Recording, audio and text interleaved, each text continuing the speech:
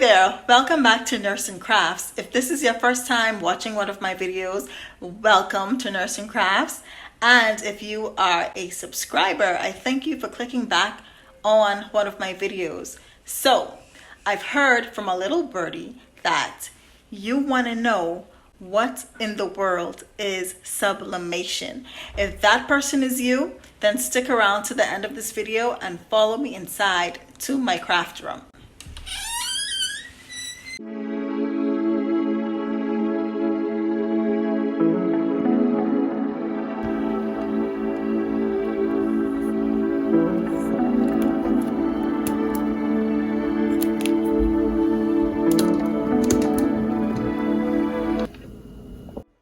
So, first question on our board is, what is sublimation? So, I'm going to read from a definition that I found online that says, sublimation crafting uses special inks to fuse the design to the craft blank. Now, that may be simple for some of you guys, but just to break it down just a teeny bit more, I'm just going to go ahead and say that I think sublimation is just simply the transferring of an image to a product, basically. So it's supposed to be where the ink from the image turns into like some kind of gas that produces itself. Now, that ink can be in the form of writing, that can be in the form of images, full colored, black and white, whatever it is. Number two, why you should use it. It says because it's a method that leaves a clean, smooth finish because there's no second material between the design and the craft blank. Now, just to break that down a little bit, it's just basically saying that you get a piece of paper and this is your image on it. You place it onto the blank, onto the product, give it some heat under a certain temperature, and bam, you now have your image onto your blank. Okay, so question number 3. What equipment do you need? Now, there's only really 3 main equipments that you need. That's obviously your laptop or your computer, that's your printer, and your heat press, or whatever you're using to heat. Now, the equipment becomes a little, I want to say, tricky depending on what you're using. So the printer that I'm using is the 2720 Epson, and I find that it works pretty good. I just got it a few months ago, haven't done much prints on it, and it's so funny because I used to do sublimation a long time ago, and I guess after using like 1 or 2 printers that were also Epson, they all died basically, and so I just didn't feel like buying a new one. Like I said, you're also going to need a heat press. This is where it becomes tricky depending on the blank that you're using.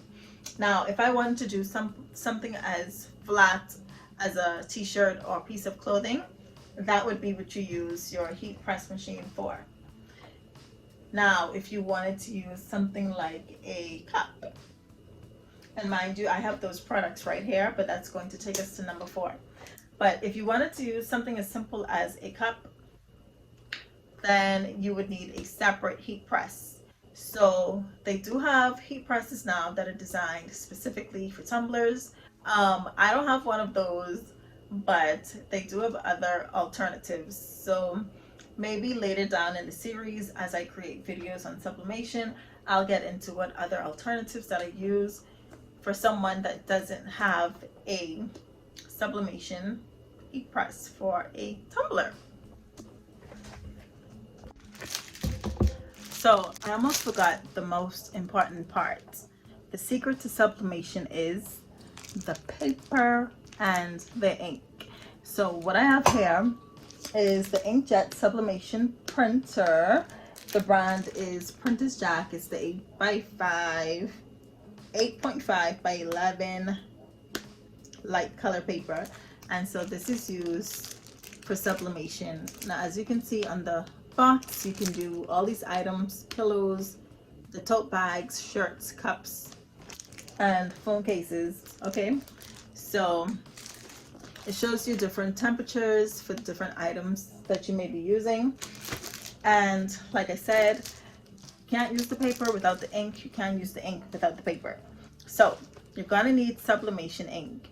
Now I'll have to get back to you guys on what type of ink I use. I should have it in my Amazon orders that I would have gotten. Once you search up on Amazon or whatever it is that you use, you should be able to find it once you type in sublimation ink. So number 4, what types of products can I use? So as I've referred to them already as blanks, that's because they're literally blank products. So 1, this is your blank tumbler. 2, this is a blank phone case. And 3, these are just examples, but there's a whole lot more things that you can sublimate. So 3rd is the shirt. It looks the same as a normal t-shirt, but it's made out of polyester. This is 100%.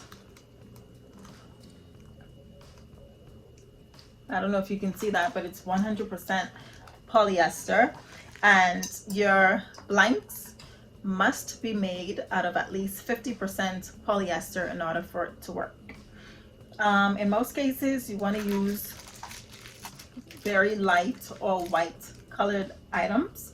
Now, there are persons that are getting smart and fancy and finding ways to use dark colored garments for sublimation.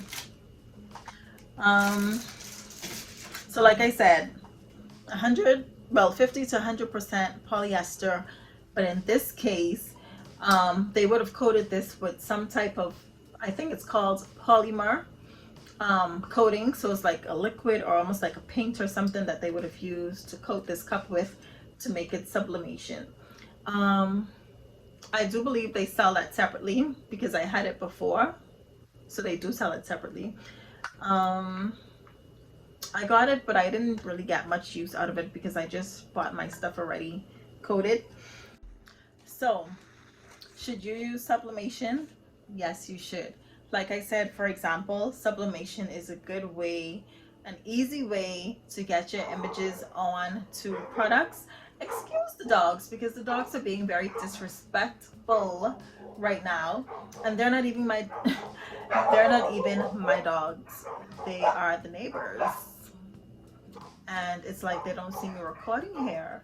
But anywho, so yes, it's an easy way to get your images onto your products. For tumblers, there's no messy or smelly epoxy, and I just love that. I'm trying to get away with the epoxy. I want to throw that away and just focus probably more on sublimation, because like I said, you don't have to worry about cleaning up, you don't have to worry about the scent or getting sick from epoxy. In terms of t-shirts, you just print your image onto the paper, press it onto the shirt, which is the same as using the heat transfer paper, but you won't have to buy vinyl and weed vinyl and, you know, all that time consuming stuff. I think it's much more simpler. Well, what I should say is, instead of your time going toward cutting vinyl and reading it and all of that, your time may go more to editing a product, because you may want like a full image, not just like words. I mean, you could do words, but you may want to put like a background in the back of the words, or you may just want like a full image to put onto your item. And so you may take more time to edit if you're a slow editor like me. Yes, I admit it. First step is to admit, right? And to accept.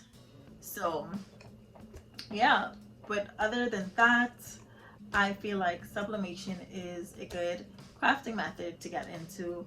And like I said, later on down into the series, we'll get into what all you can sublimate, because I just gave 3 examples and there's a whole lot more. And I'll also of course show you how to sublimate those items. So I'll probably do individual videos on individual items. So If you got to the end of this video, I appreciate you for staying. I appreciate you for watching. And I would appreciate if you pressed that red button and subscribed to your girl, Nursing Crafts. And yeah, until next time, peace and happy crafting.